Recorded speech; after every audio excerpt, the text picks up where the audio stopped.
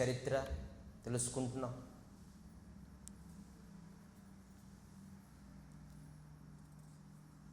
మొట్టమొదటి ఆయన స్తుతి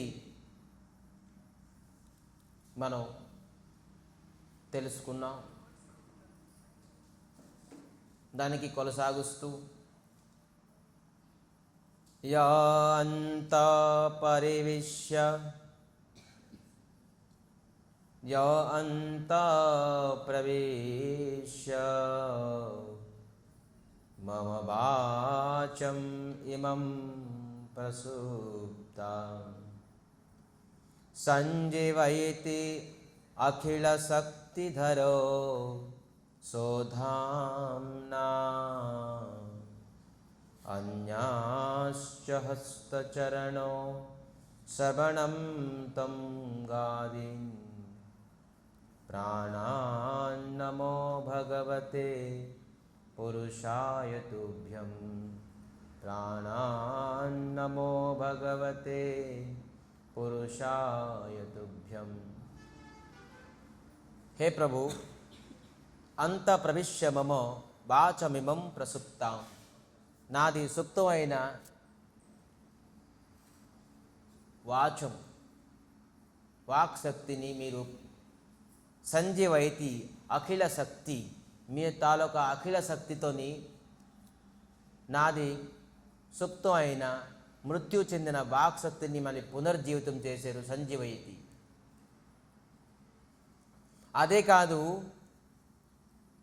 రెండో లైన్ రాసి ఉంటుంది, అన్యాశ్చ అంతా అక్కడ, అన్యాశ్చ హస్త చరణ శ్రవణ త్వ గాదిన్ ప్రాణాన్ నమో భగవతే పురుషాయ తుభ్యం అన్యాశ్చ హస్తచరణో శ్రవణాతం గాదిన్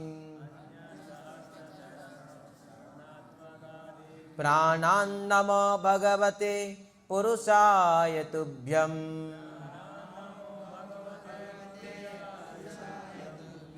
కేవలం వాక్శక్తియే కాదు, మొన్నటి వరకు మనం తెలుసుకున్నాం కేవలం వాక్శక్తిని నాకు ఇచ్చారు అని, పునర్జీవితం వాక్శక్తి ఇచ్చారు.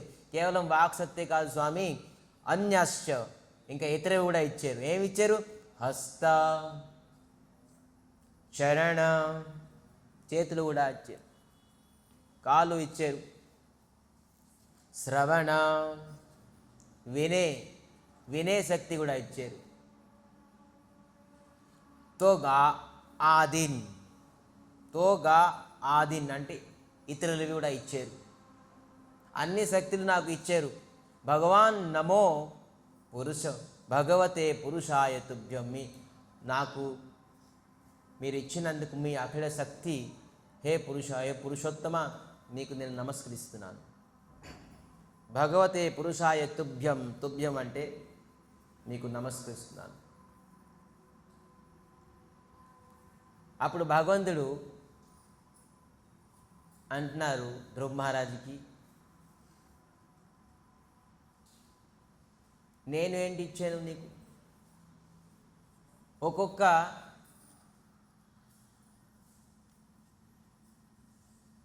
ఇంద్రియాలకి ఒక్కొక్క అధిష్టాత్ర దేవతలు ఉన్నారు తెలుసా?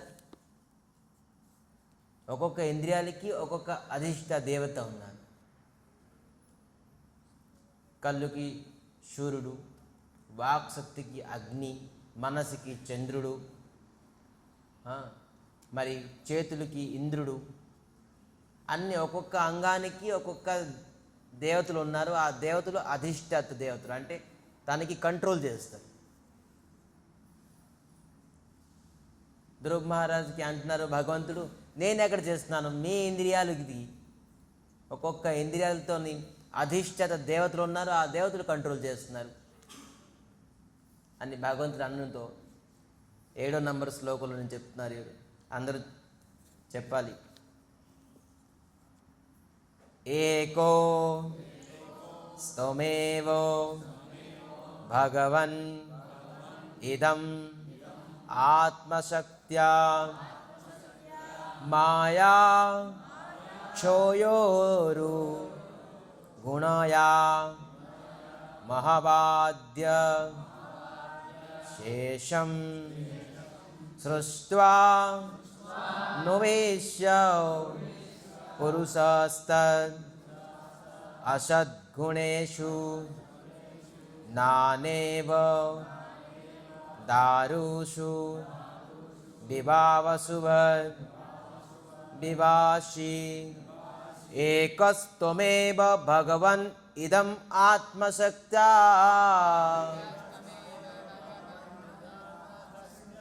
మాయాక్షయోరుగుణయా మహవాద్యశేషం సృష్ట్వానువిశ్య పురుషస్తద్ ఆసద్గుణేషు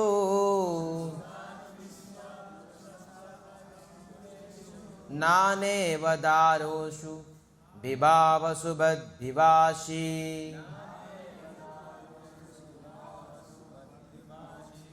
ఏకస్తుమేవో లేదు లేదు స్వామి, నేను ఇది నమ్మను.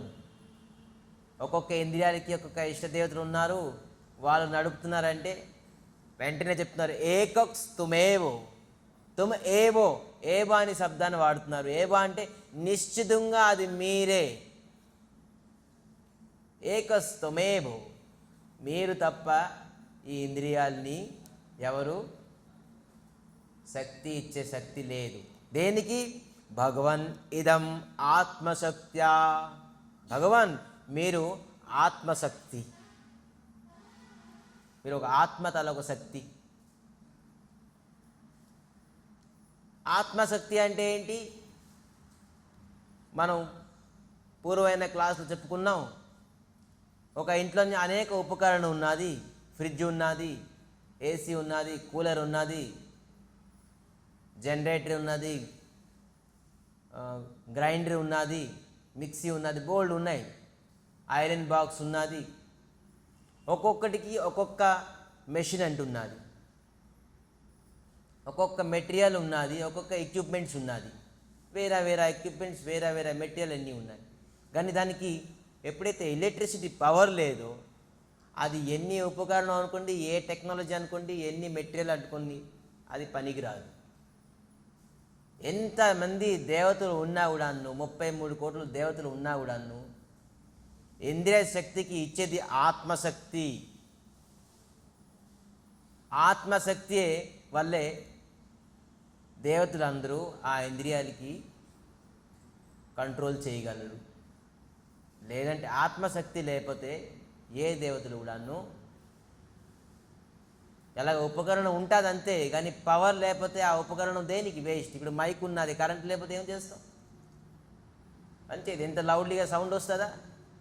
ఇది మంచిదే, మంచి బాస్ బ్రాండ్ది, లేకపోతే ఇంకే జేబిఎల్ బ్రాండ్ది, ఇంపోర్టెడ్ బ్రాండ్ జేబిఎల్ అని. కానీ ఏంటి? పవర్ లేకపోతే ఎంత పెద్ద బ్రాండ్ అయినా కూడా ఏమవుతుంది?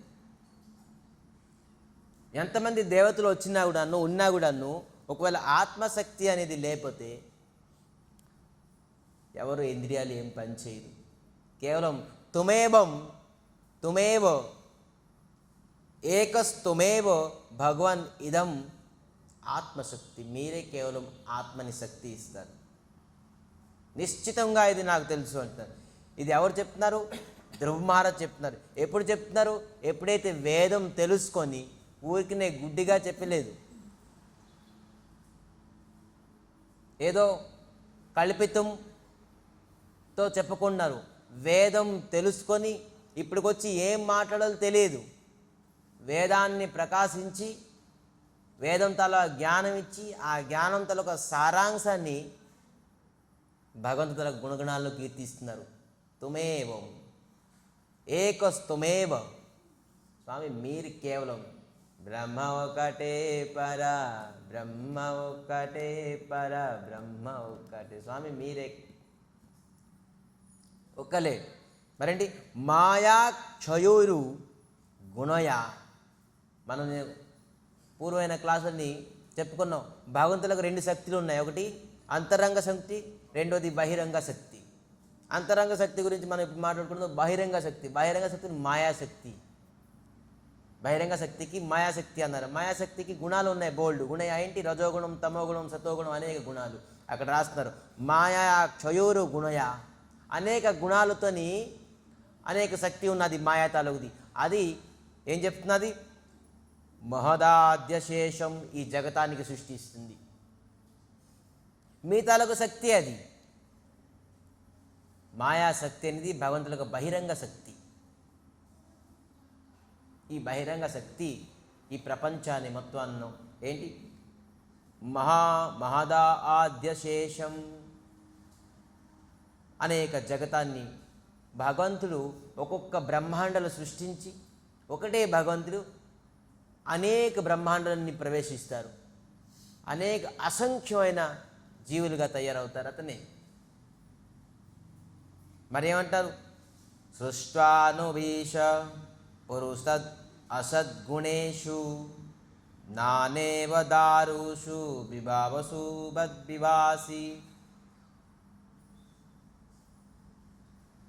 ఇక్కడ చాలా అద్భుతమైన ఎగ్జాంపుల్ ఇస్తున్నారు. ఏకొస్తమే, నువ్వు ఎలా కన్ఫర్మ్ చేసుకుంటున్నావు నేను ఒక్కడినే అని చెప్పేసి.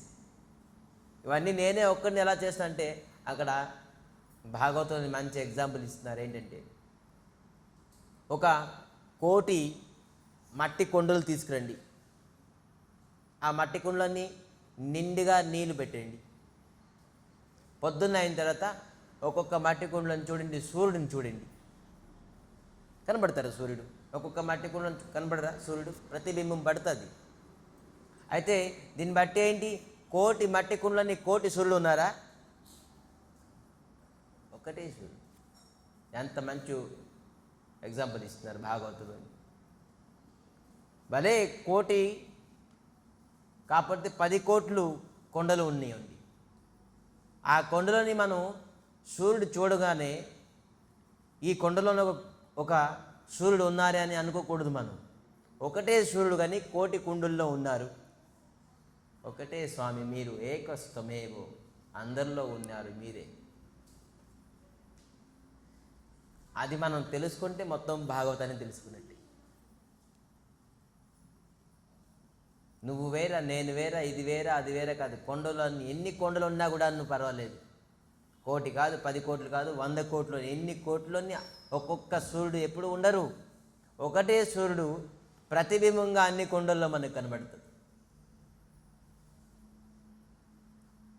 అందుకే ఇక్కడ చెప్తున్నారు ఏకస్తమేవ భగవన్ ఇదం ఆత్మశక్త, మీరే శక్తిని ఇస్తున్నారు. మరి అద్భుతంగా ఏమంటారంటే భాగవతంలోని కపిల్ దేవులు స్వయంగా అంటున్నారు. అతి అద్భుతమైన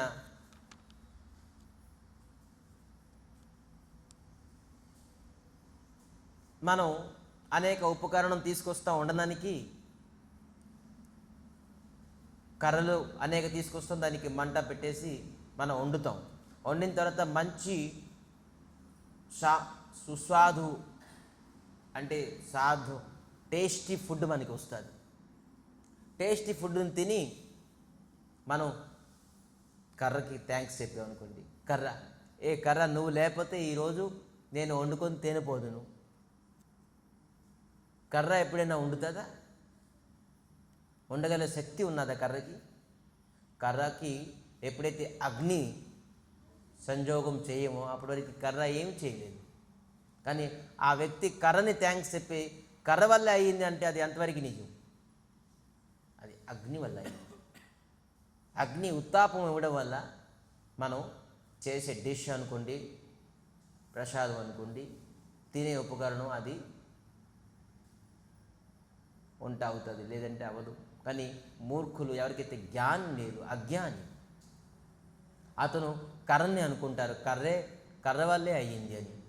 భాగవతులని కపిల్ దేవ్ సేవ అంటున్నారు చూడండి, మద్భయాత్ బాతయం నాదా 2వ నంబర్ శ్లోకంలోని, మద్భయాత్ బాతయం సూర్య స్తపోతి మద్భయాత్ హర్షాతి ఇంద్రో దహ్యతి అగ్ని మృత్యుశ్చరంతి మద్భయాత్. భగవంతుడు ఎంత పెద్ద మంచి వాక్యం చెప్తున్నారు. ఏంటి చెప్తున్నారు? నా తాలూకా భయంతో వాయువు ప్రవహిస్తుంది. భయంతో. మద్భయాత్, నేనంటే భయం వాయువుకి, అందుకే వాయువు ప్రభావిస్తుంది. ప్రభావించకుండా ఉండలేదని తనకి డ్యూటీ ఇచ్చాను నేను, ప్రభావించుకోవాలి. మద్భయాత్ వాయు ప్రభావిత్, నా భయంతోని వాయువు ప్రభావిస్తుంది. భగవంతుడు అంటున్నారు స్వయంగా. మరి ఏమంటున్నారు? మద్భయాత్ బాతోయం సూర్యస్తపంతి. మద్భయాత్, సూర్యుడు మనకి ఉత్తాపం అంటే తాపం, ఇవేందో లైటింగ్ అనుకోండి, తాపం అనుకోండి.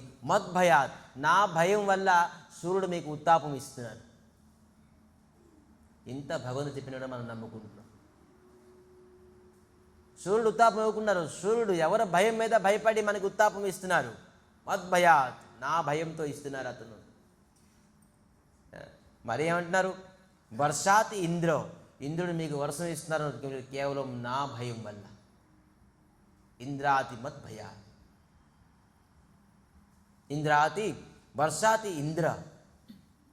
ఎంత పెద్ద మాట అన్నారు భగవంతుడు. మరి ఏమంటున్నారు? దహతి అగ్ని, అగ్ని కాల్చింది అనుకోండి, ఉత్తాపం ఇస్తుంది అనుకోండి, అది నా భయం వల్ల. అగ్ని ప్రజ్వలితం అవుతుందంటే అది కేవలం నా భయం వల్ల. కృష్ణుని బల్లకొట్టి భాగవతంలో చెప్తున్నారు. ఎవరు, ఏ దేవతలు ఏ ప్రకారం, ఇంద్రుడు మీకు వర్షం ఇవ్వలేరు, సూర్యుడు మీకు ఉత్తాపం ఇవ్వలేరు, అగ్ని ప్రజ్వలం అవ్వదు, వాయువు ప్రభావం అవ్వదు, ఎవరిలో భయం లేకపోతే. మనం ఈరోజు పని చేస్తున్నాం అనుకోండి, డ్యూటీ చేస్తున్నాం అనుకోండి, బాస్ వల్ల భయంతో. శిష్యుడు చదువుతున్నాడంటే గురువు మీద భయంతో. పిల్లలు బాగుపడుతున్నారు అనుకోండి, సద్మార్గం అమ్మా నాన్నలకు భయంతో. భయం లేకపోతే ఎవరు కరెక్ట్గా ఉండలేరు. భయం అనేది ఒకటి ఉన్నది. ఎవరికైతే భయం పోయిందో అతను ఎప్పుడు మనిషి అవ్వలేడు. ఇది సాధారణ జీవితం ఒక లక్ష్యం. ఖచ్చితంగా ఒక వ్యక్తికి భయం ఉండాలి. భయం లేకపోతే అతను ఎప్పుడూ బాగుపడ్డు. పెద్దలకి, పూజ్యులకి, గురువులకి, తల్లిదండ్రులకి ఎంత భయపడితే అతను అంత పైకి వస్తాడు. భయం లేకపోతే ఎప్పుడు ఒక వ్యక్తి బాగుపడ్డు. కానీ వీరందరూ ప్రభావిస్తున్నారు ఎవరి భయంతో? ఏకం త్వమేవ, మీ ఒక్కల భయంతో నీ సూర్యుడు ఉత్తాపం ఇస్తున్నారు, ఇంద్రుడు వర్షం ఇస్తున్నారు, అగ్ని ప్రజ్వలం అవుతుంది, వాయువు ప్రభావిస్తుంది. ఇంకేమంటారు? మృత్యుశ్చరతి మద్భయ, మృత్యు కూడా తన పని తాను చేస్తుంది. అంటే అదేం చేస్తుంది మనకు తెలుసు. మృత్యు ఏం చేస్తుంది? మరణిస్తుంది అందరికీ. మృత్యు ఒక సమయం వస్తుంది. అందరికీ మృత్యువు తిడతారు, ఈ మృత్యు వచ్చి పడ్డాదరా బాబు అని. అలాగని మృత్యు రాకపోతే అవుతుంది ఏంటి? ఎవరు ఆజ్ఞ వల్ల మృత్యు ఖచ్చితంగా రావాల్సిందే మనకి. మృత్యు కూడా కేవలం భగవంతుల ఒక ఆజ్ఞ. భగవంతుల భయంతో మృత్యు తన పని తను చేస్తుంది. ఇప్పుడు చెప్పండి, కర్ర ఇచ్చిందా, అగ్గి ఇచ్చిందా వంట చేయడానికి మనకి? ఇది చెప్తున్నారు భగవంతుడు. ఇది భాగవతంలో తెలుసుకోగలరు. ఎప్పటి వరకైతే ధ్రువ మహారాజ్కి జ్ఞానం లేదో అతను ఒక శబ్దం కూడాను చెప్పలేపారు. కానీ ఎప్పుడైతే భాగవతం తలొక జ్ఞానం వచ్చిందో అతను చూడండి ఎటువంటి వాక్యాలు చెప్తున్నారు. ఎటువంటి వాక్యం అంటే ఏంటి? వాస్తవమైన వాక్యాలు తెలుసుకున్నారు. సారాంశం ఏంటి? జగత్తులోని అసలు ఎవరు ఇవన్నీ నడిపిస్తున్నారు? ఏకస్తమేవ. మళ్ళీ ఏమంటున్నారు? నానేవ దారుసు బిబావ శుభ బిబాసి. దారు అంటే కర్ర, నానేవో అంటే అనేక, బిబావసు అంటే ఒకటి చిన్న కర్ర ఉంటుంది, ఒకటి పెద్ద కర్ర ఉంటుంది, ఒక లావు కర్ర ఉంటుంది, ఒకటి సన్నంగా ఉంటుంది. అనేక రూపాలతోని కర్రలు ఉంటాయి. దానికి అగ్ని ప్రజ్వలం చేసామనుకోండి, అగ్ని తాలూకా ఆకారం వేరేగా ఉంటుంది. చిన్న కర్రకి చిన్న మంట ఉంటుంది, పెద్ద కర్రది పెద్ద ఉంటుంది, లావు కర్రకి లావుగా ఉంటుంది, ఈ విధానంగా ఉంటుంది. ఆ ఆకారం వేరే అవడం వల్ల అగ్ని వేరు కాదు. అగ్ని ఒకటే, కానీ కర్ర తగ్గట్టుగా ఒక్కొక్క అగ్ని ఒక్కొక్క రూపం కనబడుతుంది. స్వామి స్తమేవో ఏక స్తమేవో ఆత్మ, కానీ ఒక్కొక్క శరీరం ఒక్కొక్కలా కనబడతానంటే వేరే వేరే కాదు. ఏనుగు పెద్దగా కనబడుతుంది అంటే తన తాలూకా ఆత్మ వేరే కాదు, మనిషి వేరా, మనసుల్లోని వేరా, స్త్రీ పురుషులు పిల్లలు పెద్దలు ముసలోళ్ళు వీరందరూ ఒకటే ఉన్నారు మీరే. స్తమేవో ఏక స్తమేవో. ఎలాగా అగ్ని కర్రకి వెలవడంతో అగ్ని ఒకటే, కర్ర తలక సైజులు వేరే, రూపం వేరే వల్ల ఆ తలొక స్వరూపం వేరే కనబడుతుంది. అగ్ని తలక స్వరూపం. ఒక చిన్న కర్ర కాలుస్తే చిన్న మంట వస్తుంది, ఒక ఇల్లు కాలిపోతే ఎలాగ మంట వస్తుంది, ఒక అడవి కాలిపోతే ఎలాగ మంట వస్తుంది. అలాగని ఆ అగ్ని వేరా, ఈ అగ్ని వేరా, అగ్ని స్వరూపం ఒకటే, అగ్ని ఒకటే. ఏక స్తమేవో. స్వామి మీరే అందరిలో ఉన్నారు, అది నాకు తెలుసు, నాకు తెలిసింది.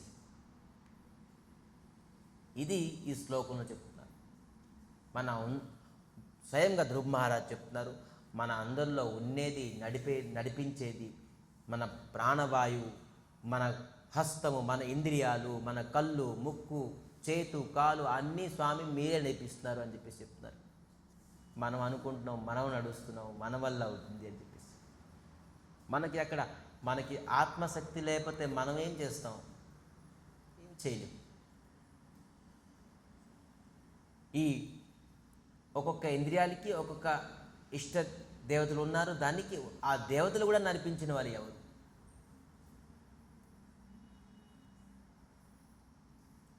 సో ఇది భగవతత్వం. సో మనం భగవంతుడి గురించి తెలుసుకోవాలంటే ఇటువంటి దృఢ చరిత్రం ఇదే. ఎందుకు మన భగవంతుడి పైన దృఢం ఎందుకు అవుతామంటే ఈ ధ్రువ చరిత్ర చెప్తున్నారు చూడండి. ఏకస్తమేవ స్వామి, మీరే ఒక్కలే ఈ జగతానికి మొత్తం అఖిల శక్తితోని మీరు సృష్టిస్తున్నారు అని భాగవతంలో చెప్తున్నారు.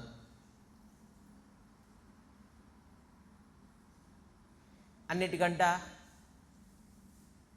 భాగవతంలోని 12 స్కందాల్లోని 10వ స్కందం ముఖ్యం. 10వ స్కందంలోని 90 అధ్యాయాలు ఉన్నాయి. 90 అధ్యాయాలని 31 నుంచి 36 అధ్యాయం చాలా శ్రేష్టం. దాంట్లోని 31వ అధ్యాయం శ్రేష్టం. దాంట్లో గోపీ గీత ఉన్నది. గోపీ గీత అంటే ఏంటి తెలుసా?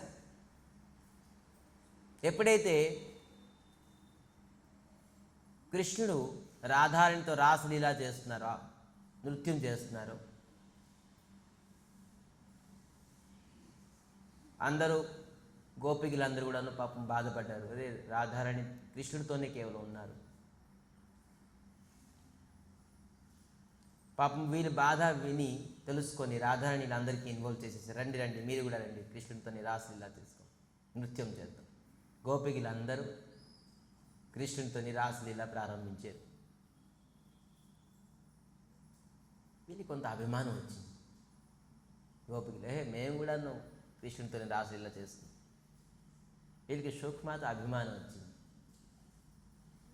అభిమానం ఆడుతున్న రాధారాణి ఈ కృష్ణుడు తీసుకుని వెళ్ళిపోయారు, అక్కడి నుంచి అంతర్ధానం అయిపోయారు.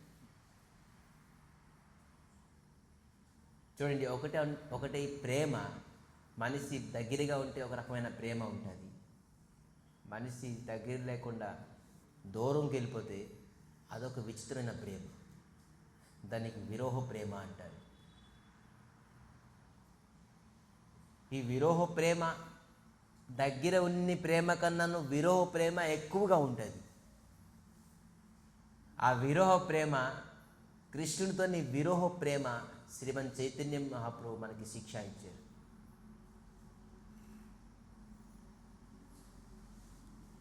మనకి ప్రాణం ఉన్నవారికి, మనలో భగవంతుడు, హృదయంలోని భగవంతుడు ఉన్నవారికి మనకి భగవంతులకు విలువ తెలీదు.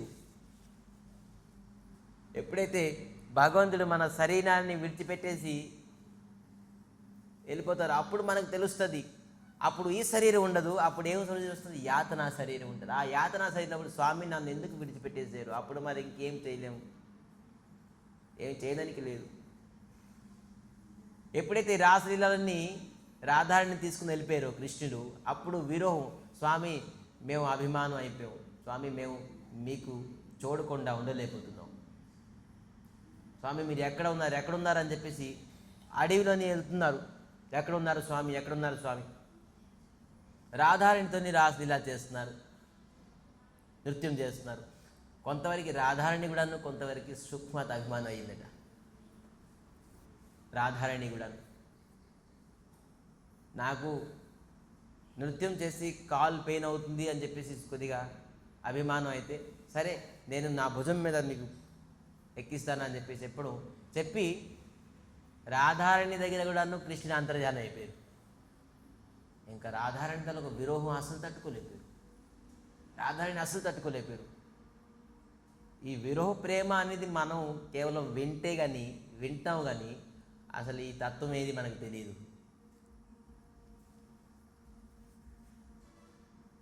సంసారం వెళ్ళండి, ఒకవేళ మన పిల్లలు ఉన్నారు, మన నుంచి దూరం అయిపోయారు అనుకోండి, అప్పుడు విరోహం తెలుస్తుంది. భార్య ఉన్నారు, భర్త నుంచి దూరం అయిపోయారు, విరోహం తెలుస్తుంది. పిల్లలు ఉన్నారు, తల్లిదండ్రులు దూరం అయిపోయారు అనుకోండి, ప్రేమించిన తల్లిదండ్రులు, అప్పుడు విరోహం తెలుస్తుంది. దానికి విరోహం అంటారు. పక్కన ఉన్నప్పుడు మనిషి విలువ ఎప్పుడు తెలియదు, దూరం అయినప్పుడు అప్పుడు తెలుస్తుంది ఎంతో కష్టం బాబు. ఆ ప్రేమకి స్వరూపము శ్రీమన్ చైతన్య మహాప్రభు. రాధారాణి ఎంత కష్టపడుతుంది, ఆ విరోహం ఏంటి, ఇంత బాధపడుతుంది అని కృష్ణుడు ఊరికనే తెలుసుకుందాం అనుకున్నారట. నేను లేకపోతే, ఎందుకంటే కృష్ణ ఆత్మారాం, అతనికి దుఃఖం రాదు, దుఃఖపడలేరు అతను. సూర్యుడు ఎప్పుడు రాత్రి చూద్దామంటే అది ఎప్పుడు కుదరదో, భగవంతుడు శ్రీకృష్ణ పరమాత్మ పూర్ణ పురుషోత్తమ భగవంతుడు నేను దుఃఖం పొందుతాను అని అనుకున్నా కూడా అతను పొందలేరు. రాధారాణి తన ఒక విరోహం చూసి కృష్ణుడు ఆశ్చర్యపోతున్నారు. ఏంటి ఇలాగవుతున్నారు, నేను లేకపోతే ఎలాగవుతారా?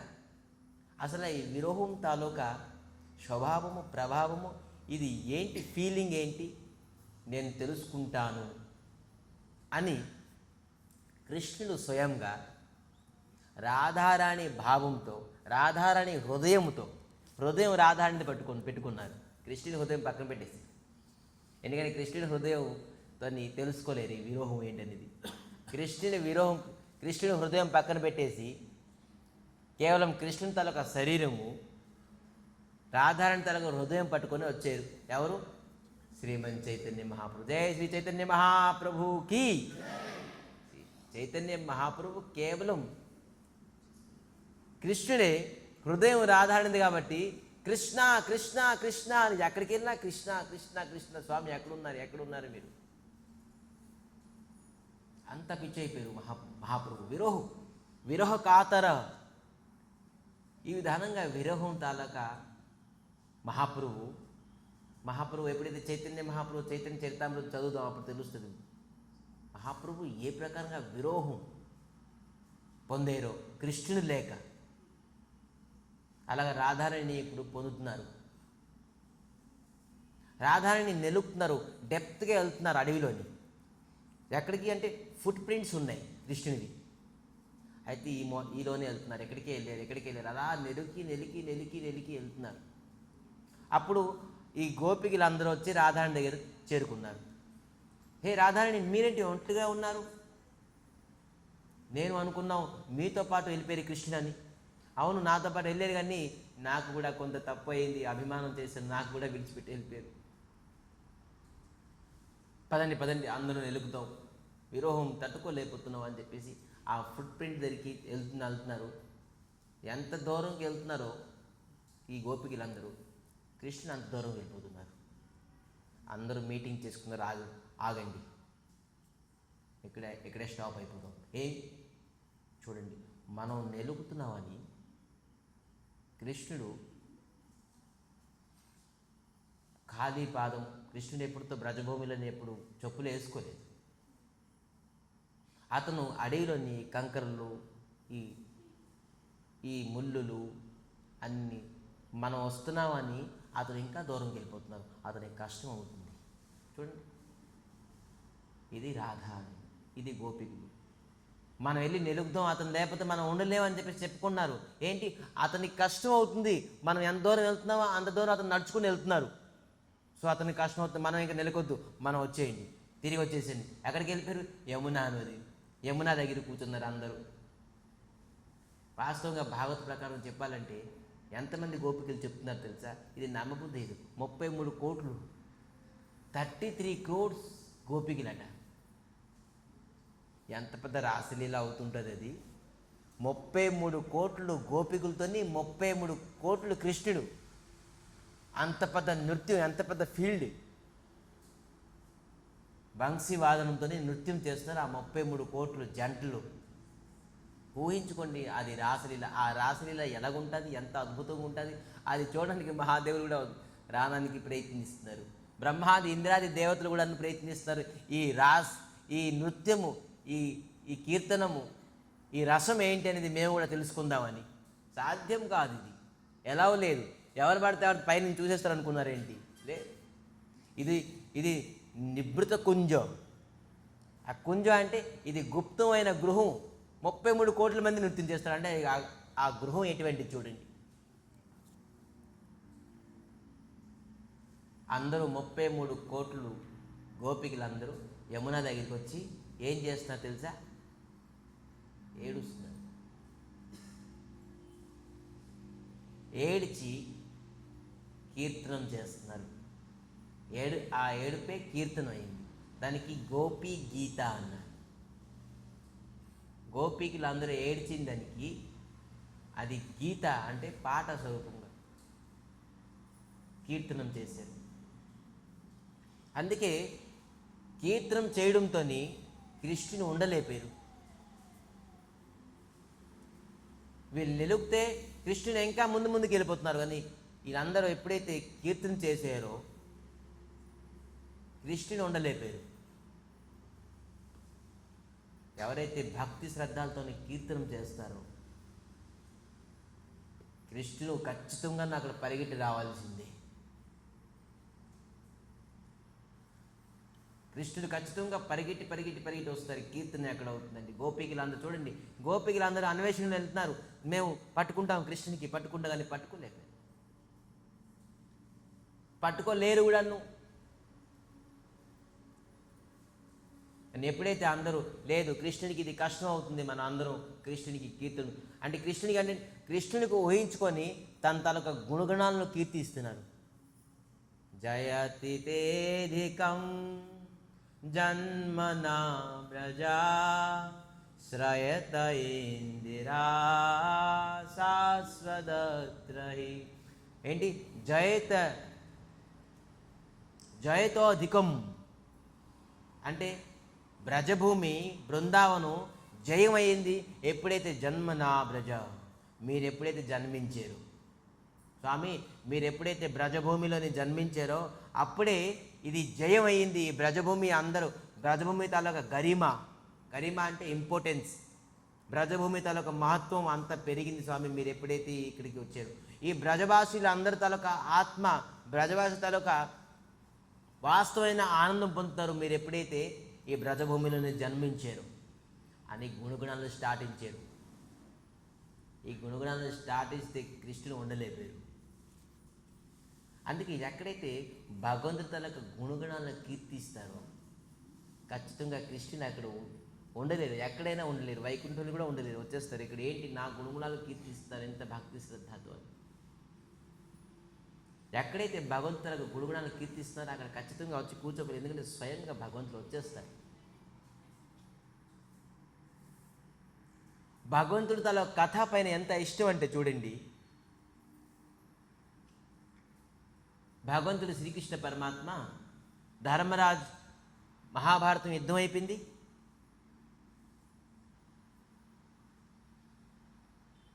ధర్మరాజ్ విరోహం, నేను తప్పు చేశాను, అధర్మం చేశాను, పాపం చేశాను.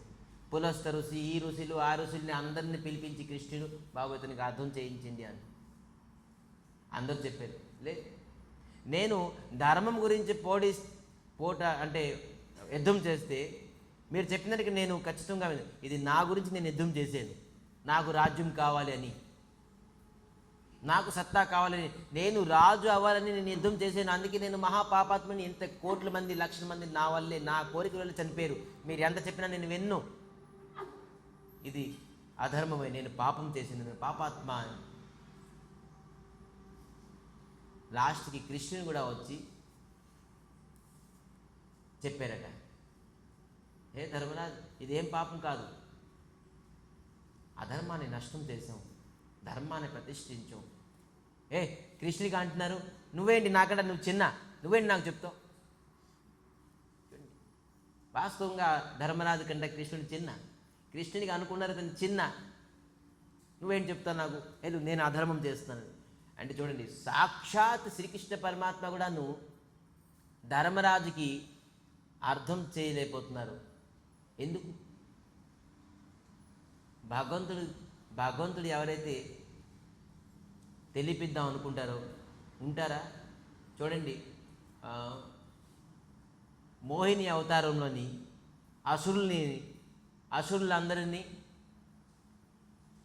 మోహితం చేసేసారు, విషాన్ని పట్టుకొని పరిగెట్టి వెళ్తున్నారు, వాళ్ళకి వశం చేసేసారు. వశం చేసేసి ఏ కొండని పరిగెట్టి వెళ్తున్నారో ఆ కొండ వాళ్ళకే ఇచ్చినట్టుగా చేసేసారు.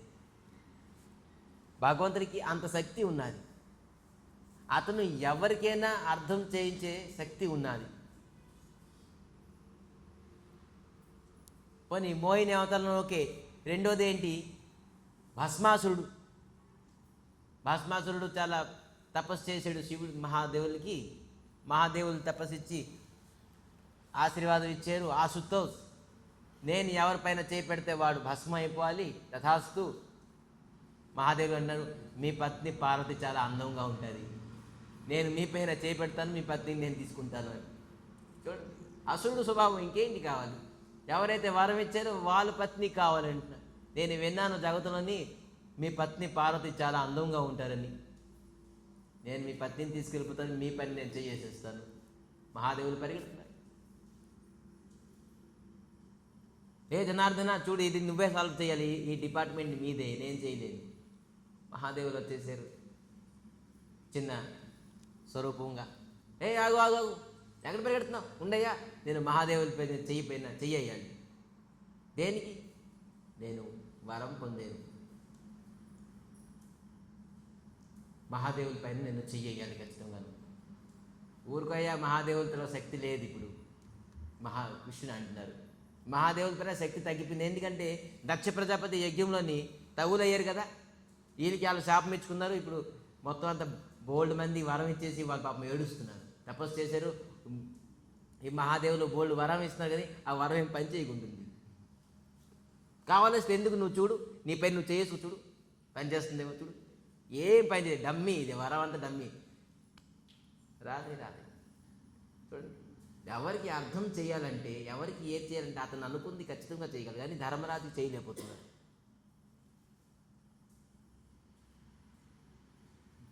అర్జునుడు బోల్డ్ చెప్పారు. ఏం చెప్తున్నారు? గురువున హత్వా హి మహానుభావాన్ శ్రేయో భక్తం వేక్షమపీహ లోకే హత్వార్థ కామాస్తు గురుని హేభో భుంజియో భోగాన్ రుధిరో ప్రదిగ్ధాన్. నేను యుద్ధం చేయను, ఆ గురువుని సంహరించను. ఏదైతే గురువుని సంహరించినాక రాజ్యం దొరుకుతుందో ఆ గురువు రక్తంతో అభిషేకమైన రాజ్యం నాకు అవసరం లేదు, నేను యుద్ధం చేయను స్వామి, మీరు విడిచిపెట్టేసింది. 45 నిమిషాల క్లాస్, 45 నిమిషాల క్లాస్తోని ఏం చెప్తున్నారు మళ్ళీ? నష్టమోహో స్మృతి లబ్ధ, నాకు మోహం నష్టం అయిపోయింది, ఇప్పుడు చెప్పు ఏం చేయాలి అని చెప్తున్నారు. 45 నిమిషాలు లెక్చర్ ఇచ్చిన తర్వాత అర్జునుడికి అడుగుతున్నారు, అర్జున ఇప్పుడు ఏం చెప్పు? నా మోహం నష్టం అయిపోయింది. స్మృతి లబ్ధ, నాకు జ్ఞానం వచ్చింది, ఇప్పుడు చెప్పు, నేను ఎవరికి ముందు టార్గెట్ చేయాలి, ఎవరికి ముందు చంపాలి చెప్పు, ఎవరితో యుద్ధం చేయాలి చెప్పు అని చెప్తున్నారు. ఎవరైతే కృష్ణులు అర్థం చేయడానికి ప్రయత్నిస్తారో అతను ఖచ్చితంగా అర్థమైపోతారు. కానీ ధర్మరాజుకి ఎందుకు అర్థం చేయడానికి ఇవ్వకుంటున్నారు? దానికి రహస్యం ఏంటి? నేరుగా తీసుకెళ్ళారు ఎవరి దగ్గరికి? భీష్మ పితామహాన్ని తీసుకెళ్ళారు. ఎందుకు? కృష్ణుడికి ఇష్టం లేదు ఇది ధర్మరాజుకి నేను అర్థం చేసినట్టు. ఎందుకంటే అర్థం చేస్తే భీష్మ పితామహుల కథ అమృతం మనం వినలేము. అందుకే కృష్ణునికి కావాలని అర్థం చేయడానికి ఇవ్వకుంటున్నారు. అతను ప్రయత్నిస్తే ధర్మరాజా ఒక్క సెకండ్లోని ధర్మరాజా ఇంకా త్వరగా అర్థమైపోతుంది. అర్జునుడికి కొద్దిగా టైం పడుతుంది, ధర్మరాజుకి ఒక సెకండ్లోనే అర్థం చేయగలరు కృష్ణుడు. కానీ కావాలని అర్థం చేయడానికి ఇవ్వకుంటున్నారు. ఎందుకంటే అక్కడ భీష్మ పితామహ పెద్ద లెక్చర్ ఇస్తారు, పెద్ద క్లాస్ ఇస్తారు, పెద్ద కథ. భగవంతుడు భక్తులతోని కథ విని భగవంతుడు చాలా ఆనందం పొందుతారు. భగవంతుడికి మీరు ఇచ్చే పాయసం, పకోడీ, రోటీ, పరోటా, అన్నం, పప్పు, అగరబత్తి ఇవన్నీ భగవంతుడికి ఎక్కువ ఇష్టం. ఏంటంటే భగవంతుడు తన గుణగణాలను ఎక్కడికి కీర్తిస్తారో భగవంతుడు అక్కడ ప్రసన్న వదనం. భగవంతుడికి మరి ఎవరు పడితే ఎవరు గుణగాలను కీర్తిస్తే ఇష్టపడదు. మరి భక్తులు ముఖం నుంచి భగవంతుడు ఎప్పుడైతే తన తాలూకా గుణగణాలలో కీర్తించబడుతుందో భగవంతుడు అతి ప్రసన్న అయిపోతారు, అతని కడుపు నిండిపోతుంది. ఎంత ధర్మరాజుకి అర్థం చేయడానికి ఒకటే కారణం ఏంటంటే భీష్మ పితామహ గంగాపుత్ర భీష్మ పితామహ దగ్గర నుంచి కథ విందామని. భగవంతుడికి కథ అంటే అంత ఇష్టం. ధ్రువ మహారాజుకి ఈరోజు శంఖం స్పర్శించి ధ్రువ మహారాజు నుంచి కథ విందానని వింటున్నారు. చూడండి ఎంత ధైర్యంగా, ఏంటయ్యా నేను ఇచ్చిన జ్ఞానం నాకు ఇస్తున్నావు ఓ అని చెప్పలేదు. ఎంత ధైర్యంగా చిన్న పిల్లడు 12 శ్లోకాలు చెప్తున్నాడు. ధైర్యంగా కృష్ణుని ఎంత ఆనందంగా సుఖపూర్వకంగా వింటున్నాడు. అంటే ఈ భాగవతం మొత్తం అంతాను తెలుసుకోవాల్సింది ఏంటంటే భగవంతుడు తన గుణగణాలను కీర్తిస్తే భగవంతుడికి అతి ప్రసన్నం.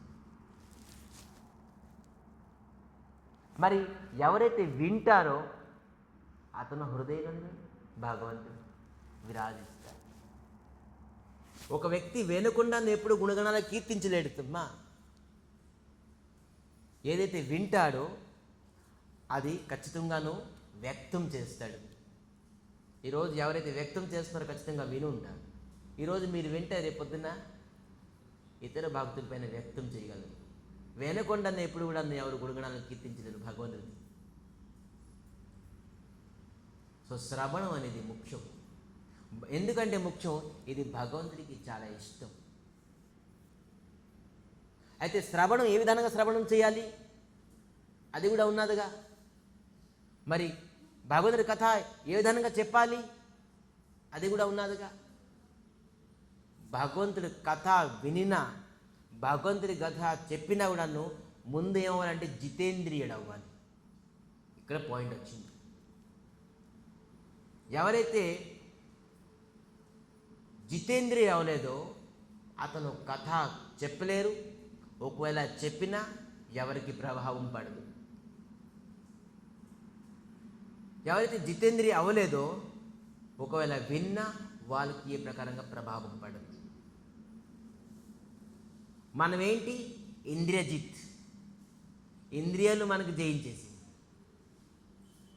మనం చెప్పాక ఎవరు చెప్పారు ఉత్తానపాద ఏం జిత్, స్త్రీ జిత్. స్త్రీ నన్ను జయించేసింది, అందుకే నా కరుణ లేకుండా పోయింది హృదయం, అకరుణ అయిపోయాను. నేను స్త్రీకి వశం అయిపోయింది కాబట్టి నేను నా బుద్ధి ఈ విధంగా అయిపోయింది. మనకి ఏం జిత్ అయింది, మనం ఇంద్రియాలని మనకి ఇంద్రియాలు జయించేసింది. మనం జితేంద్రియాలు కాదు, ఇంద్రజిత్. ఇంద్రియాలు మనం జయించేసి.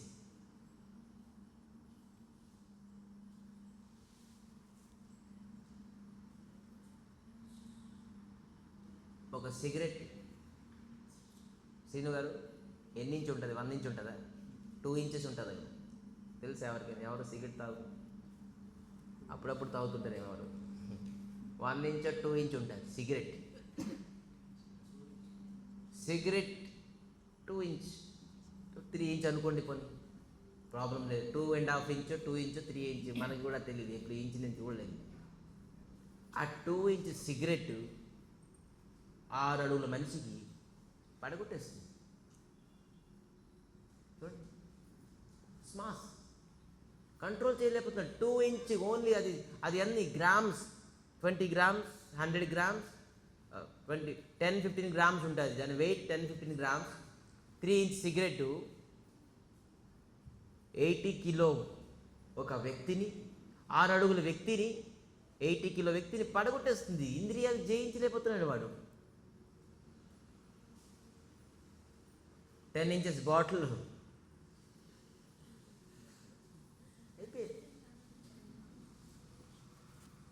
ఎంత, అది నేను చెప్పకూడదు, 20 గ్రామ్స్, 30 గ్రామ్స్, 40 గ్రామ్స్ మాంసాహారం జయించేసింది మనిషిని.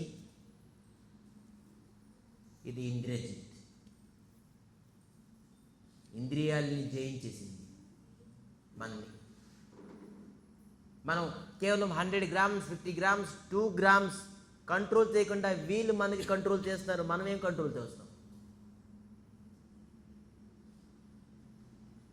ఇంద్రియ జిత్ అయితే మనం ఎప్పుడు కూడా భగవద్గీత ప్రసంగాన్ని మనం యథారకంగాను మనం గ్రహించలేము, చెప్పలేము.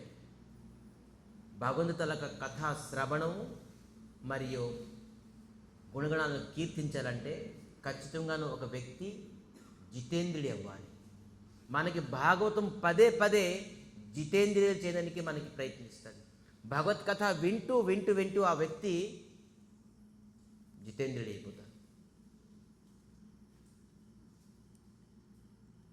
మన ఇంద్రియాలు వశమై మన ఆత్మని మనం నష్టం చేసుకుంటున్నాం. ఆత్మ అధోగతి పోతుంది. ఆత్మానికి వికాసం ఇవ్వాలి.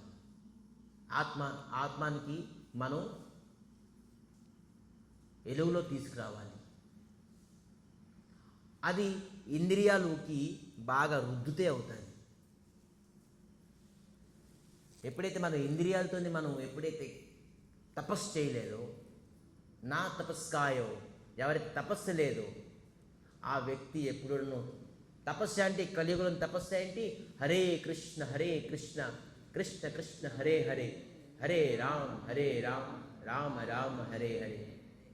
ఈ నామస్మరణంకి మించిన తపస్సు లేదు. నా నామ సదృశ్యం తపస్య, నా నామ సదృశ్యం జ్ఞానం, నా నామ సదృశ్యం జ్ఞానం. నామ సదృశ్యం జ్ఞానం లేదు, నామ సదృశ్యం ధ్యానం లేదు, నామ సదృశ్యం తపస్సు లేదు.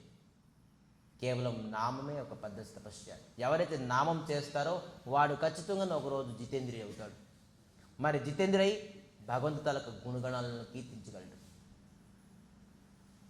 మన ధ్రువ చరిత్రని ధ్రువ మహారాజ్ ఏం చేస్తున్నారు? తపస్సు చేస్తారు. ఏ విధంగా తపస్సు చేస్తున్నారు? ఓం నమో భగవతే వాసుదేవాయ, ఓం నమో భగవతే. నామమే భగవంతులకు నామం. అర్చన బంధనం అని చేశారు, కానీ 3 నెలల తర్వాత బంద్ చేసేసారు. అర్చన కూడా లేదు, ఎందుకంటే ఆహారం బంద్ చేసేసారు, ఇంకా అర్చన బంద్ చేశారు. కేవలం నామ ధ్యానమే. జితేంద్రుడు అయిపోయారు. ఆ జితేంద్రుడికి ఇంద్రాది దేవతలు కూడా కంఠం అవరుద్ధం అయిపోయింది. ఆ విధంగా జయించేశారు. ఊపిరి గాలిని కూడా అతనికి జయించేశారు. ప్రాణవాయువు కూడా జయించేశారు భగవతి నామంతో. ప్రాణవాయువుని వదలలేదు, మరి తీసుకోలేదు, రుద్ధం చేసేసారు. 5 సంవత్సరాల అబ్బాయి ప్రపంచాన్ని అల్లుకల్లోలం చేసేసారు. దేనివల్ల? ఏ తపస్సు వల్ల? నామం. ఇది భాగవతం మనకి నేర్పిస్తుంది ఘట్టం. ఎప్పుడైతే మనం ఒక వ్యక్తి భాగవతం వినలేదో, ఒక వ్యక్తి, అతని పేరు సూర్సేన్, భక్తులు ఉండేరు, సూర్దాస్. నారదులు వచ్చారు. ఒక వ్యక్తి గుళ్ళోనే ఉంటున్నారు, గుళ్ళోనే సేవ చేస్తున్నారు, గుళ్ళోనే పూజ చేస్తున్నారు, నిరంతరంగా గుళ్ళోనే ఉంటున్నారు. నారదులు వచ్చారు. నారాయణ నారాయణ నారాయణ అంటే ఆ గుళ్ళని వ్యక్తి నమస్కారం చేశారు. బాగుందన్నా? బాగుంది. నారద ముందేసి మంచిది, బాగుంది. ఇప్పుడు భగవంతుడు ఏం చేస్తున్నారు? భగవంతుడు ఏం చేస్తారంటే సూదిలోని ఏనుగుని తీస్తున్నారు. సూది కన్నం ఉంటుంది కదా, సూది కన్నంలోని ఏనుగుని తీస్తున్నారు. అతను భగవంతుడు కాదు కదా, అసలు ఈ నారదులే డూప్లికేట్ నారదు. ఈ నారద పైన నమ్మకం లేదు అసలు, ఈ డూప్లికేట్ నారదు. ఎందుకంటే భగవంతుడికి పనిపాటు లేదేంటి, సూదిలోని ఏనుగు తీయడం ఏంటి, అసలు వస్తుంది అది. ఇది డూప్లికేట్ నారద అని చెప్పేసి సరే వెళ్ళే అని చెప్పేసి నిరంతరం గుళ్ళో ఉన్నారు. నారదులు చూసి అతనికి అవిశ్వాసం అయ్యింది, ఎందుకంటే అతను జితేంద్రియులు కాదు, ఇంద్రియజీత. అతను నారదులకు వాక్యాలపైన అతనికి విశ్వాసం లేకుండా పోయింది. అదే సూర్యదాస్ దగ్గరికి వెళ్ళారు. సూర్యదాస్ ఎవరు తెలుసా, చాలా పేదోడు, నిమ్నమైన జాతి. చెప్పకూడదు వైష్ణవులు భక్తులకి నిమ్న జాతి అనకూడదు, అతని ఉచ్చమైనది. నారాయణ నారాయణ చూసి చాలా ఆనందపడిపోయారు సూర్యదాస్. అరే నమస్కరించారు. స్వామి ఇప్పుడు భగవంతుడు ఏం చేస్తారు, ఇప్పుడే నేను భగవంతుడి దగ్గరికి వస్తున్నాను, ఇల్లు వస్తున్నాను. భగవంతుడు ఏం చేస్తారంటే సూది నుంచి ఏనుగుని తీస్తున్నారు. వాహ్ ఏమి లీల, అమోఘం. భగవంతుడికి ఏది సాధ్యం కాదు, భగవంతుడికి అన్నీ సాధ్యమే. మొత్తం ఇతను ఎంత పెద్ద ప్రపంచాన్ని సృష్టించారు, సూది నుంచి ఏనైతే తిని కాదు పెద్ద కష్టమా అని చెప్పేసి చెప్తున్నారు. చూడండి విశ్వాసం, నారదుల వాక్యం పైన విశ్వాసం. అది ఎలాగొస్తుంది, ఇది సాధ్యమని తెలుగు ఉపయోగించుకెళ్ళే అతను. నారదులు చెప్పిన వాక్యాలకి యాజ్ ఇట్ ఈస్గా భగవంతుడు చేయొచ్చు. కర్తం అకర్తం అన్యథా కర్తం. భగవంతుడు సమర్థుడు, ఏదైనా చేయగలడు అని నమ్ము. అటువంటి వ్యక్తి దగ్గరే అతను, ఎందుకంటే జితేంద్రుడు కాబట్టి అతను నమ్మేరు నారదుల మాటకి. కానీ నిరంతరంగా భగవంతుడి దగ్గర ఉన్నారు, అతను జితేంద్రియులు కాదు అనుకోండి. భగవంతుడి పైన వాక్యాలు, భగవంతుడి భక్తుల పైన వాక్యాలపైన అతనికి విశ్వాసం రాదు. మనం చెప్తున్నాం ఆత్మని మనం ప్రగతి చేయండి, ఉజ్వలం తీసుకురండి నామంతో. అంటే ఎవరికి విశ్వాసం అవుతుంది, నామంతో మనం ఆత్మని అలాగే కళ్యాణం చేసుకోగలం. విశ్వాసం రాదు. అన్నిటికంటే మనిషి జన్మం శ్రేష్టము భగవంతుడు పొందితే, లేదంటే మనం వృథా. కేవలం మనిషి జన్మము లేదంటే తన శవంతో సమానం, మృత్యుతో సమానం. ఎవరైతే భగవంతుడి ఆరాధన చేయకుంటున్నారో బతికుండగానే మృత్యుతో సమానం అని చెప్తే ఎవరికి విశ్వాసం ఉండదు. ఎందుకంటే అతను జితేంద్రియుడు కాబట్టి, అతను ఇంద్రియజిత్ కాబట్టి. అందుకే మనం భగవంతుడి తాలూకు వాక్యాన్ని, భగవంతుడి తాలూకు గుణగణాన్ని కీర్తించగలం. మళ్ళీ ఎప్పుడో ప్రహ్లాద్ మహారాజ్, ధ్రువ్ మహారాజ్ అంటున్నారు ఈ స్తుతిలోని, ఎవరైతే భగవంతుడి తాలూకు గుణగణాలను కీర్తిస్తారో, ఎప్పుడు కీర్తనకి ఇష్టపడతారు, ఎప్పుడు కీర్తనకి ఇష్టపడతారు చెప్పండి? ఎప్పుడైతే అతను పెర్ఫెక్ట్గా విశ్వాసం నమ్మకంతో విన్నారు. అతను ఎవరు ఫ్రెండ్స్ చూస్తే, రిలేటివ్స్ చూస్తే, లేకపోతే ఇతరులు చూస్తే భగవంతుడి విషయమే చెప్పాలి అని ఎప్పుడు భావన కలుగుతుంది? అతన్ని వింటే, అతన్ని విశ్వాసం చేస్తే, దాంట్లోని రుచి పొందితే, ఆనందం పొందితే. ఎందుకంటే భగవంతుడి గుణగణాలను చేస్తే భగవంతుడు అతి ప్రసన్నం ఉంటాడు. చూసారు, ధర్మరాజుకి అర్థం చేయడానికి ఇవ్వలేదు. ఎందుకంటే భీష్మ పితామహుని కథ, ప్రహ్లాద్ మహారాజ్ దగ్గర స్తుతి, కుంతీదేవి తలకు స్తుతి. భగవంతుడు ఎంతమంది భక్తులు ఉన్నారే ఆ భక్తులతో స్తుతి. మనం కుంతి స్తుతి చేసాం, గజేంద్ర స్తుతి చేసాం. గజేంద్ర స్తుతి అంటే గజేంద్రుడి ముఖం నుంచి భగవంతుడు తన తన గుణగణాలను కీర్తించడానికి, వినడానికి ఇష్టపడుతున్నారు. ఎంతమంది భాగవత చరిత్ర చూడండి, అందరూ స్తుతి చేసి ఉన్నారు. ఆ స్తుతిని విని భగవంతుడు అతి ప్రసన్నం. భగవంతుడికి ఏ కొబ్బరికాయలు, అరటిపళ్ళు, ఇంకా ఇతర ఏది ఇచ్చినా మీ ప్రపంచం అంతా ఇచ్చేయండి,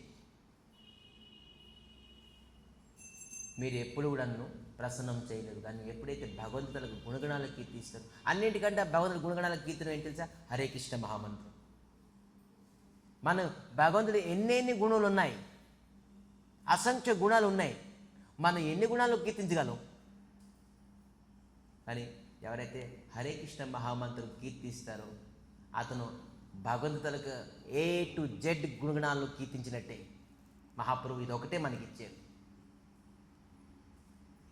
ఈ నామం ఎవరైతే కీర్తిస్తారో అతను భగవంతులక A to Z గుణగణాలను కీర్తించే ప్రభావము, స్వభావము, మరి బెనిఫిట్, లాభం వస్తుంది. అందుకే హరే కృష్ణ మహామంత్రం శ్రేష్టం. ఊరికినే ఎప్పుడు కీర్తన చేస్తున్నారు, నృత్యం చేస్తారు, మహామంత్రం చేస్తారు, వీళ్ళేంటి అనుకుంటున్నారు. లేదు, ఎప్పుడైతే ఈ గోపికలందరూ కలిసి కీర్తన ఆరంభించారో అప్పుడు మళ్ళీ భగవంతుడు అక్కడ ప్రకటమయ్యారు రాసలీలను. అది గోపీ గీత. ఆ గోపీ గీతల్ని ఏడుస్తూ భగవంతుడి గుణగణాలను కీర్తిస్తున్నారు. అందుకే మనం కూడాను భగవంతులకు గుణగణాలను కీర్తిస్తాం. అన్నిటికంటే వ్యక్తి ఎప్పుడైతే సంతోషం అనేది ఒక అస్త్రము మీలో లేదో అప్పటి వరకు మనం ఏది మీ ప్రపంచం అంతా మీ పేరు మీద రిజిస్ట్రేషన్ చేసినా కూడా మీరు ఎప్పుడు కూడా సుఖం పొందలేరు. సంతోషం, ఈ సంతోషం అనేది మనసులో ఎప్పుడు వస్తుంది తెలుసా? సంపాదించిన భోక్తారం నో భోగేశ్వర్య ప్రసక్తానం తయా ఉపహత చేతసాం వ్యవసాయత్మ బుద్ధి సమాధం నో విద్యతే. ఇంకోటేంటి? వ్యవసాయ ఇంద్రియాలను భోగించడం వల్ల అతను ఎప్పుడూ సుఖం పడదు.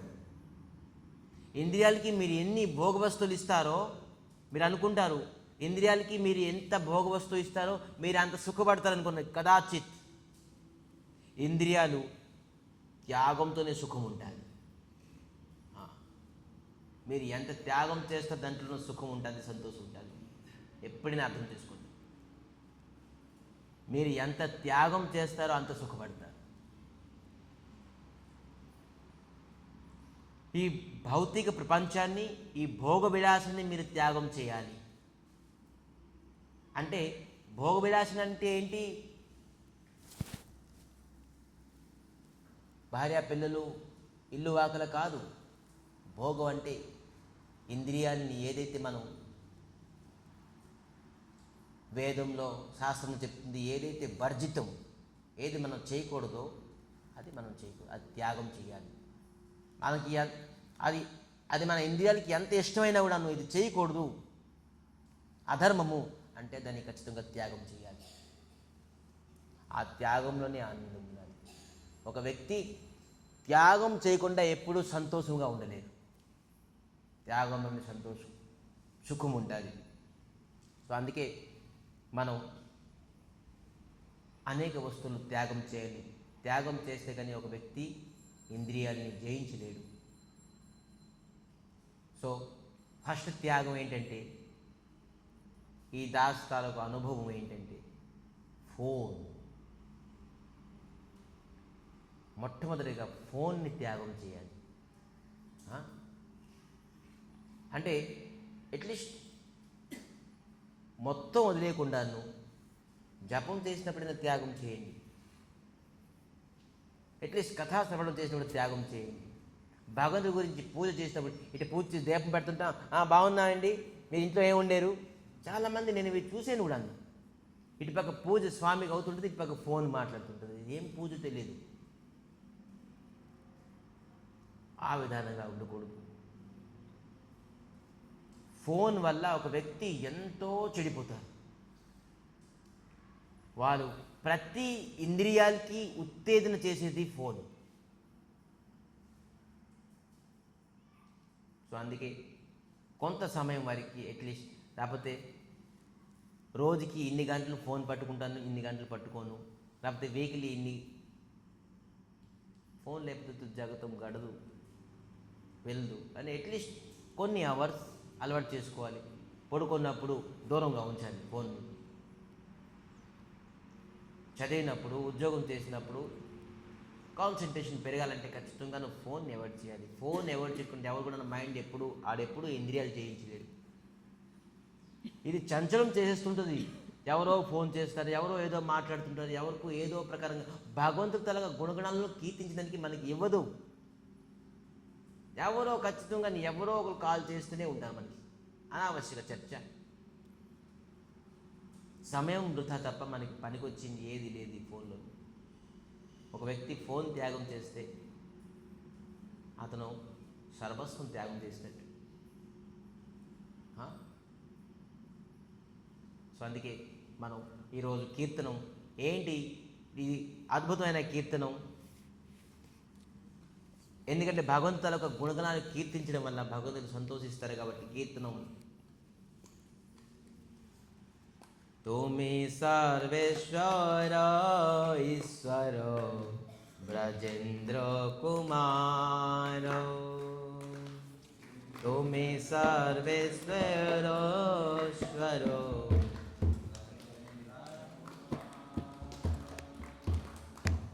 తుమి సర్వేశ్వరేశ్వర బ్రజేంద్ర కుమార.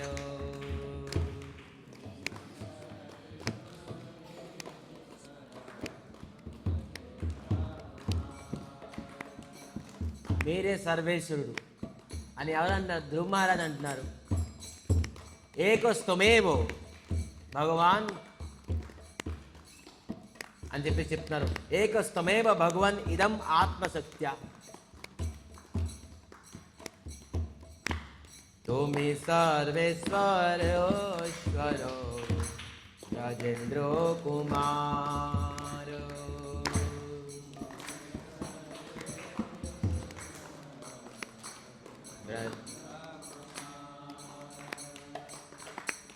तुम्हारो इच्छायो विश्वे सृजन संहारो,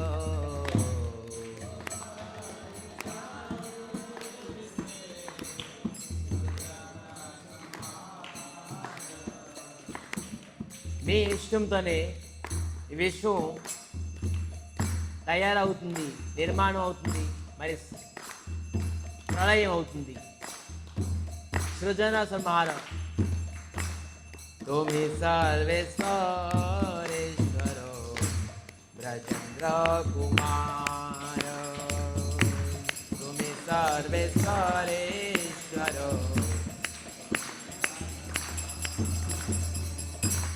तब इच्छा मते ब्रह्मा करे न सृजन,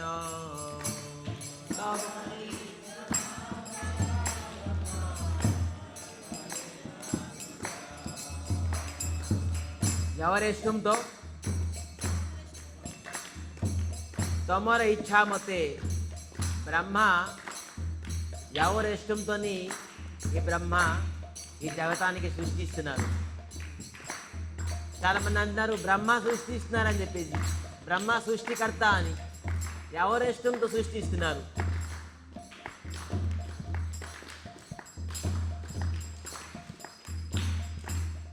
మొట్టమొదటిగా జీవి ఈ ప్రపంచంలోని బ్రహ్మ. అతి పురాణమైన పురుషుడు బ్రహ్మ. బ్రహ్మకి మొట్టమొదటిగా జ్ఞానం ఎవరిచ్చారు? భగవంతుడు. ఏ జ్ఞానం వల్ల ఈ సృష్టిని సృష్టించారు? అది ఎవరి ఇష్టంతో? భగవంతుడు తన ఇష్టంతో ఈ బ్రహ్మాండానికి సృష్టించారు బ్రహ్మ. తబ ఇచ్ఛా మతే న సృజన, తబ ఇచ్ఛా మతే బ్రహ్మ,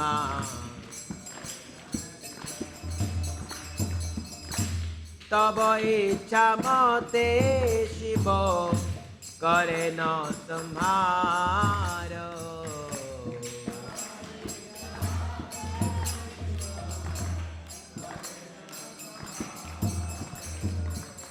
ఎవరి ఇష్టంతో ఈ సృష్టికి ప్రళయం చేస్తున్నారు? ఈ ప్రళయం చేసే శక్తి ఎవరిది? ఎవరి ఇష్టంతో, ఎవరి శక్తితోని ఈ ప్రపంచాన్ని ప్రళయం చేసే శక్తి ఉన్నది. తబ ఇచ్ఛా మతే శివ करे न संहार, तब इच्छा मते शिव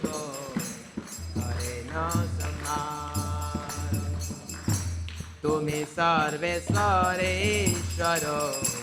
राजेंद्र कुमार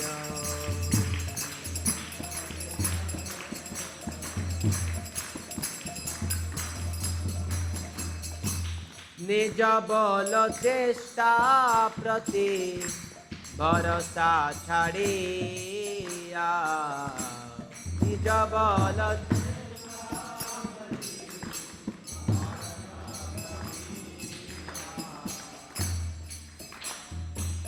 నిజ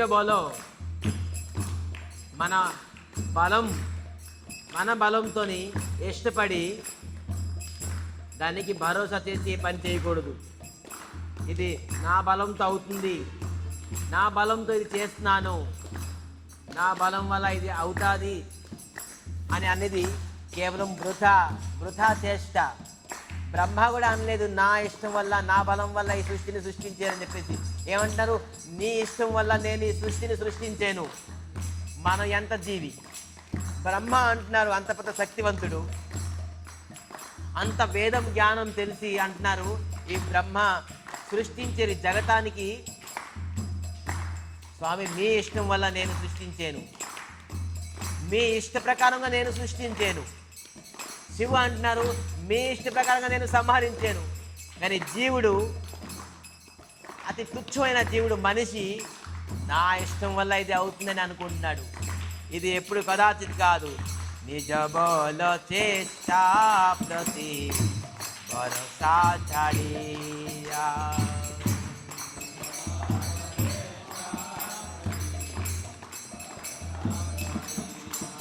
నమ్మకం వదిలేయండి. మీ తాలూకా బలం, మీ తాలూకా ఇష్టం అని లేదు. ఈరోజు మనం ఇక్కడ కూర్చున్నామంటే ఇది మన బలం కాదు, మన ఇష్టం కాదు. దీని వెనకాల ఎవరు ఇష్టం ఉన్నది, ఎవరు బలం ఉన్నది ఇది తెలుసుకోవాలి. మనం ఈ ప్రపంచానికి వచ్చాం ఈ కులంలో, ఈ జాతిలో, ఈ ఆస్తితో, ఈ కష్టంతో, ఈ నష్టంతో, ఈ సుఖంతో మనం పొందుతున్నాం. అంటే ఇది ఎవరి ఇష్టం, ఇది ఎవరి బలం? निज बल चेष्टा प्रति भरोसा छाड़िया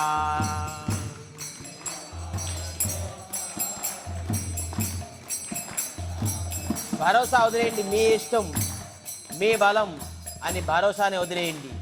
మరి ఎవరు భరోసా చేయాలి? తుమారో ఇచ్ఛాయ అచి నిర్భర కరియా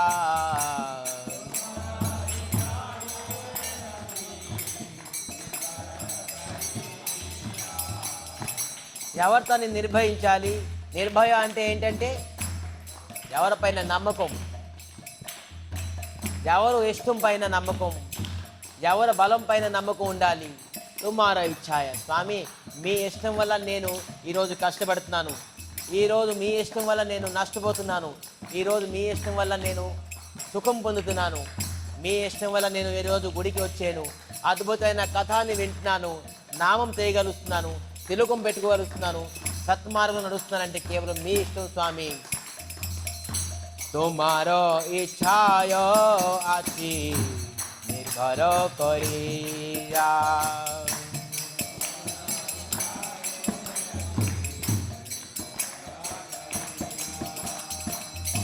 तुमी सर्वेश्वरेश्वर राजेंद्र कुमार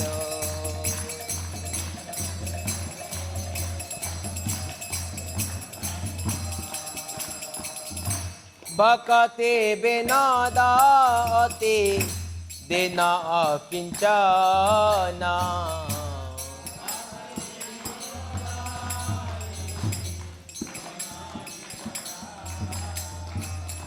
భక్తిలో ఠాకూర్ మన గౌడే ఫిలోసఫీలోని సప్తమ గోస్వామి చెప్తున్నారు ఏంటి? అతి దీన అకించన, నేను చాలా అకించనని, దీనహీనుని. ఏం చెప్తున్నారు? తుమారో ఇచ్ఛాయో తారో జీవన మరణ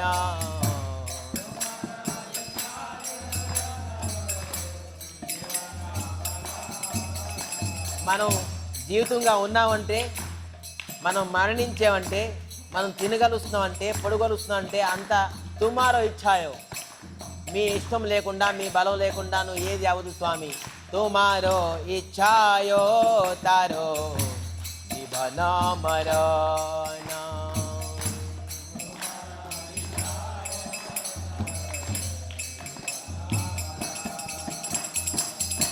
तुमी सर्वेश्वरेश्वरो गजेंद्र कुमार.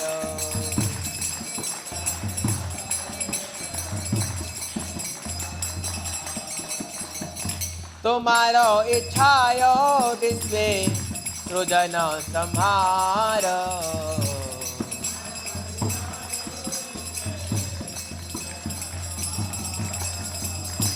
हरे कृष्ण कृष्ण कृष्ण हरे हरे, हरे राम राम राम हरे हरे.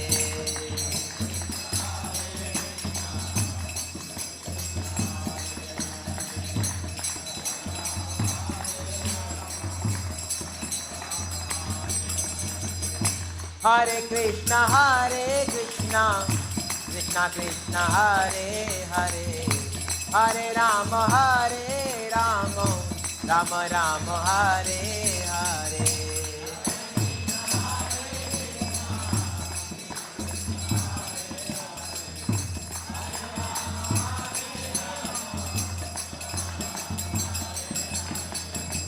हरे कृष्ण कृष्ण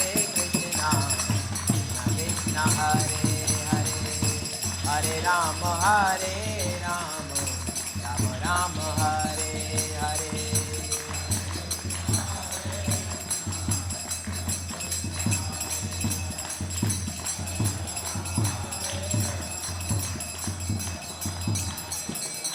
हरे कृष्ण कृष्ण कृष्ण हरे हरे, हरे राम राम राम हरे हरे.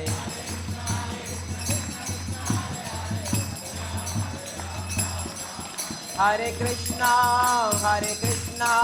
कृष्ण कृष्ण हरे हरे, हरे राम राम राम हरे हरे.